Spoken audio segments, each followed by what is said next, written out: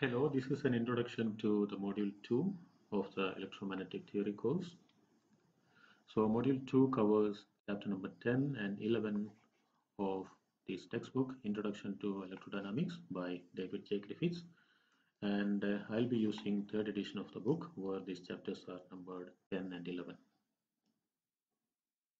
Okay, so you have already studied a good deal of electrodynamics.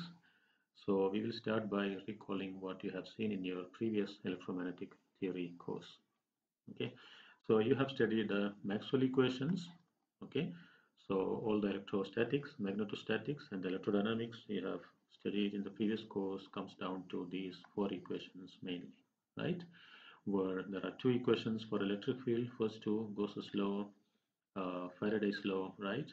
Gauss's law for magnetic field, this equation, and Ampere's law, right? Where we have sources like rho and J, current density and charge density, right? And in addition to that, the changing magnetic field and changing electric field will also act as sources for electric and magnetic fields respectively, right? Okay, so along with Maxwell's equations, you have also seen Lorentz force law, and in the complete form, it is written like this, with which gives you the force on a moving charge, moving electric charge, kept in an electric and magnetic field, right? We have also seen boundary conditions. I am not going to the details. Boundary conditions for electric and magnetic fields, perpendicular and parallel components when there are some different kinds of interfaces, right? Okay, and after that you have seen electromagnetic wave equation, which can be written like this in electric field and in magnetic field like this, right? Which also gives the velocity of electromagnetic wave in vacuum, right?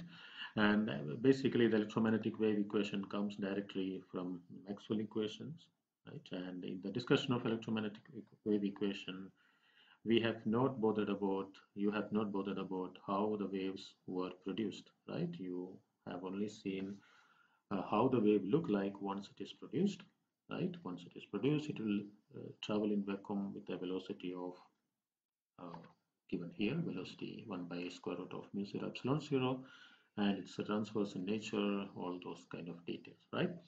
Okay, so now in this course, in this module 2, what we want to do is we want to take one more step forward, and we are going to consider time dependent sources, right? Okay, so in so far in electrodynamics you have seen your sources like rho and J, they are not time dependent. Okay, so now we need to introduce time dependence into the source. Okay, so in static cases, if you know rho and if you know J, these two equations will give you the electric and magnetic fields, right? Which are Coulomb's law and Biot-Savart law, right? Okay, so now what we want to do is we want to introduce time dependence to charge density, okay, and then charge density will be rho of RT, density at any point at any given time, right? And the current density, instead of simple J, we will be writing J at any time. Okay, and together they will give you the electric field, okay, at any time, any space, and at any point, right, and magnetic field at any point at any time. Okay, so this is our task along module 2. So basically we are looking for general solutions to Maxwell equations, right, in time dependent configuration. Okay, so and in the end of the discussions we will see, in the beginning we will see a generalized Coulomb law instead of our static Coulomb's law. Okay, so instead of this we will be having a generalized Coulomb's law, and instead of the Biot-Savart law we will be deriving a new generalized Biot-Savart law, which are given by these two equations, right? So this is generalized Coulomb's law and this is generalized Biot-Savart law. Okay, so just simply by looking at the equations, you can see that in the generalized Coulomb's law there are three terms. Okay, so the first term has rho, charge density, right? Second term has rho dot which is dou rho by dou t, which is the time varying charge density, and the third term has a time varying current density, okay, J dot. All right, so the total electric field is created by the charge density itself, which is our old static Coulomb's law. So this is static, okay, and the electric field in this case, in the dynamic case, is also created by two other terms. And the first term is a time varying charge density, and the second term is a time varying current density. Okay, so these are the two new dynamic terms. Okay, so now when you look at the Biot-Savart law, you can see the first term is again static. Okay, so this is the old Biot-Savart law, J cross R d tau, right? And this is the new term which comes from a time varying current. Okay, all right, so another thing we can see here is the first term decays like 1 by r square, right? So you have 1 by r square here. So this is the nature of static Coulomb's law, right? And the Biot-Savart law. Okay, whereas the other terms, the new terms, decay like 1 by r. So there is only 1 by r here, and there is a 1 by r here. Okay, and there is 1 by r here. Okay, so this means these terms are not static. Okay, and they decay in a different fashion compared to the static terms.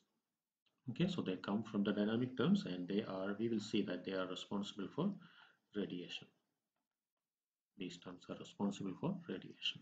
Okay, all right, so that's about the generalization of the two basic laws. And after that, we will also see the fields of a fast moving charge. Okay, so when a charge is moved very fast with a velocity and an acceleration, its electric field will be given by this equation.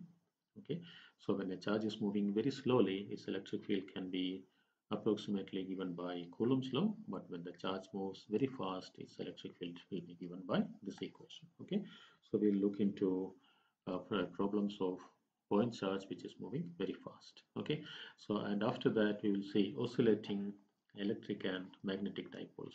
Okay, so which are oscillating electric dipole is just an oscillating electric charge. Okay, and when the same charge goes in a loop, it can be a current loop which is similar to a magnetic dipole. Okay, so we'll see how the electric and magnetic fields created by these two oscillating electric and magnetic dipoles will look like. Okay, so basically they will have fields which create radiation also. Okay, so you have seen preliminary things about oscillating electric fields. Sorry, oscillating charges will radiate energy, right, in the form of electromagnetic radiation. Okay, so we have studied about electromagnetic radiation, but we don't know how they are made in the first hand. Okay, so we'll see that in the second chapter of radiation. Okay, so and after that we will see a few more basic radiating systems and a few properties of radiation. Okay, so that's all this module 2 is about, and in the module 2, all along our discussions we'll be using potentials instead of fields. Okay, so far we have introduced potentials. We have introduced electric scalar potential and also magnetic vector potential, like, right? So E equal to minus del V, there is a scalar potential corresponding to an electric field, right? And we can also have B a vector potential like B equal to del cross A, a vector potential corresponding to a magnetic field. Okay, so we'll be using these potentials V and A, scalar and vector potential, instead of E and B in all our most of our discussions. Okay, it's because V and A, they are relatively easy to handle mathematically. Okay, easy mathematically compared to E and B, compared to electric and vector, vector, electric and magnetic fields. Now, before we end this introduction, I would like to bring your attention to electromagnetic induction and Faraday's law. So during the discussion of Faraday's law, we have seen that changing magnetic field gives rise to an electric field, right? And the changing magnetic field is usually brought by a change in current, right? When a circuit is switched on or circuit is switched off, basically. Okay, and or when a current is increased or decreased in a circuit. Okay, so those are basically, strictly speaking, those are also time varying situations, right? Where the sources are changing. Okay, but in those cases we have always used static equations, right? Static Biot-Savart law, right? Our old Biot-Savart law, and also Ampere's law. Okay, and both these laws worked for us because we got right results in the end of all the discussions, right? But why they worked? Why didn't we need a generalized Coulomb's law or generalized Biot-Savart law in those cases? The answer is, in those cases the fluctuations or the changes were very slow. Okay? So the fluctuations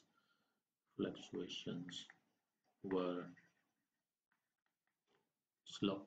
Okay, so the generalized equations that we have seen a few minutes before have to be used when the fluctuations are very fast. So theoretically we have to use the generalized equation, but for practically the static equations are okay. They give us reasonable results. Okay, so let's say theoretically or technically we have to use generalized equations, means generalized Coulomb's law and generalized Biot-Savart law. Okay, but practically the static equations works. Okay, so we can call all the cases that we have seen in our previous electrodynamic course, like they are quasi-static approximations. They are quasi-static approximations.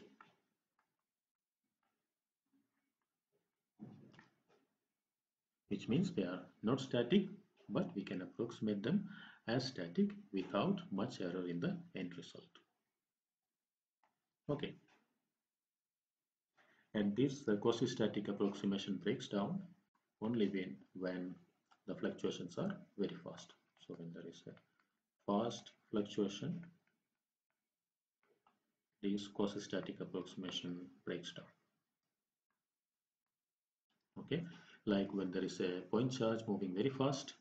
Okay, or let's say when there is an electron de-exciting from an excited level to the lower level in an atom.